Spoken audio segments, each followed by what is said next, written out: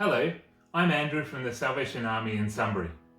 We're going to look at a short but important story in Matthew chapter 15, verses 21 to 28. Now it's a bit unusual, but follow along with me. Leaving that place, Jesus withdrew to the region of Tyre and Sidon. A Canaanite woman from that vicinity came to him crying out, "Lord, Son of David, have mercy on me. My daughter is demon-possessed and suffering terribly." Jesus did not answer a word, so his disciples came to him and urged him, "Send her away, for she keeps crying out after us." He answered, "I was sent only to the lost sheep of Israel." The woman came and knelt before him. "Lord, help me," she said.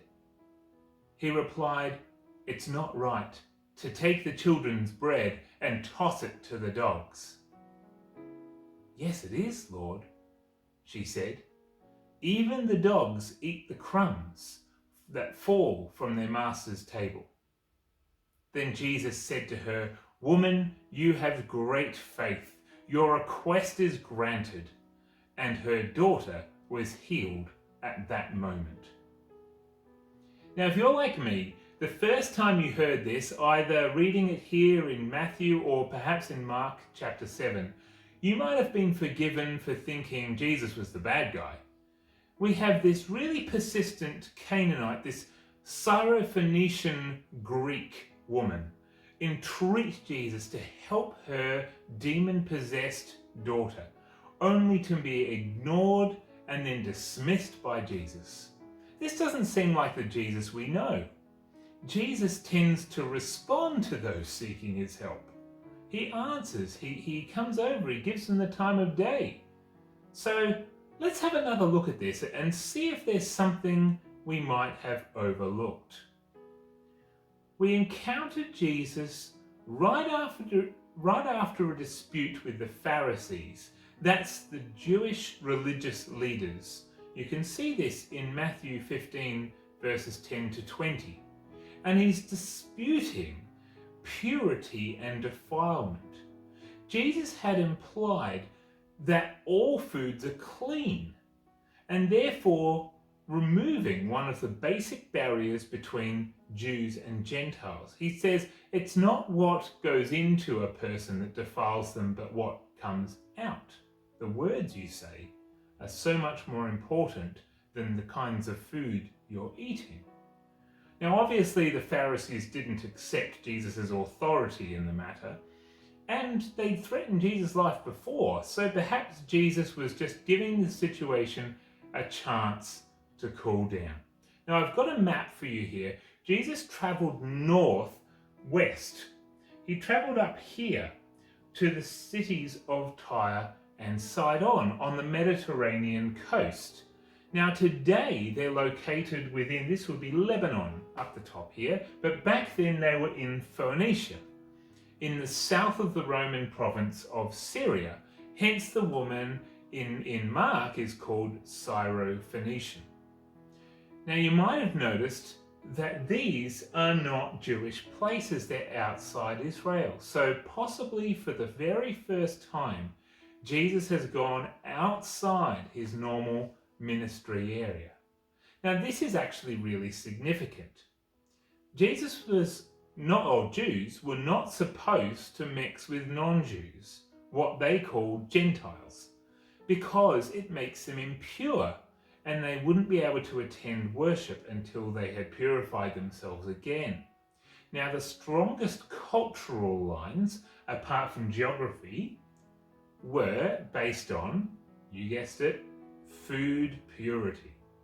In other words, Jesus has just argued how food is not what defiles someone. Then he goes to a foreign town surrounded by that foreign food. Coincidence? I don't think so. I think Jesus knows what is going on. As Jesus was in that area, a local, a non-Jew woman comes to see Jesus asking for help. And we get the impression this woman is probably a single mother and isolated from any family support. If she had male relatives in the family, it would have been convention for the male to intervene for the family to Jesus. Now, how will Jesus respond? A typical Jewish male would have just ignored her. After all, her status in life, especially in Jewish society, was well below his. She was a woman. She didn't have a male family coming on her behalf. She was foreign. And her loud requests for an audience were a bit shameless. We've got to understand this was an honour-shame society. But the woman persisted. The disciples want Jesus now to just dismiss her, probably by giving her what she needs. Just heal her, God. Just get rid of her so she'll go away. After all, it's nothing for Jesus to heal someone remotely. They've seen that before. But Jesus disagrees, saying, No. I was only sent to the lost sheep of Israel. In other words, she is not in my realm of concern. I came for the Jews. This is what he said. I was only sent to the lost sheep of Israel. But the woman persisted. See, she rushes and kneels before Jesus. And in doing so, she demonstrates that she's accepting Jesus' authority, unlike the Pharisees who did not.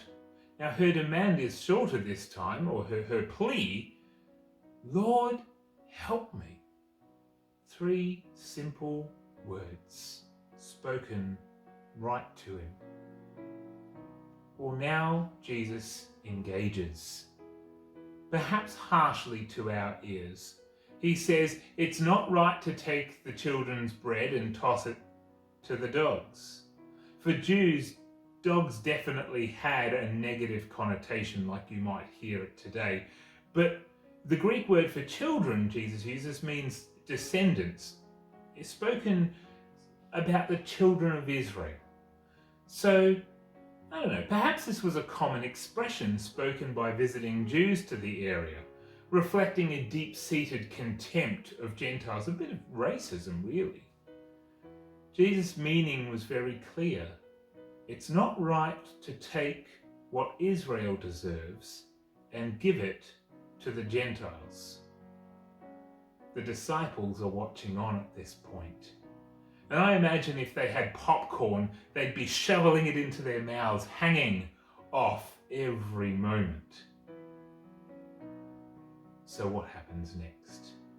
Well, typically in honour-shame societies, such as this one, the victor of the argument would gain honour from the loser.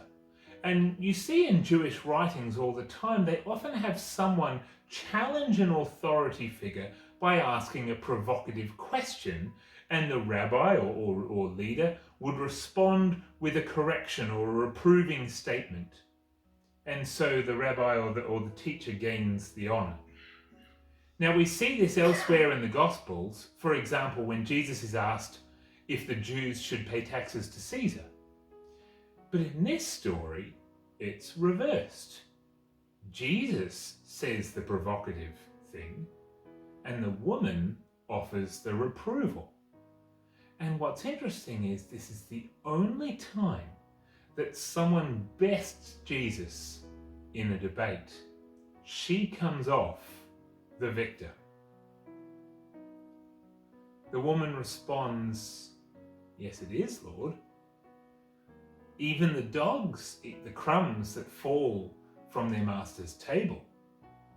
Well, since we've established now the context, they're not just talking about dogs and crumbs, let's reveal what she was really saying. "Yes, it is, Lord. The Gentiles can benefit from your provision too." I think at that moment, Jesus truly saw her heart that went beyond just her daughter to actually those around her.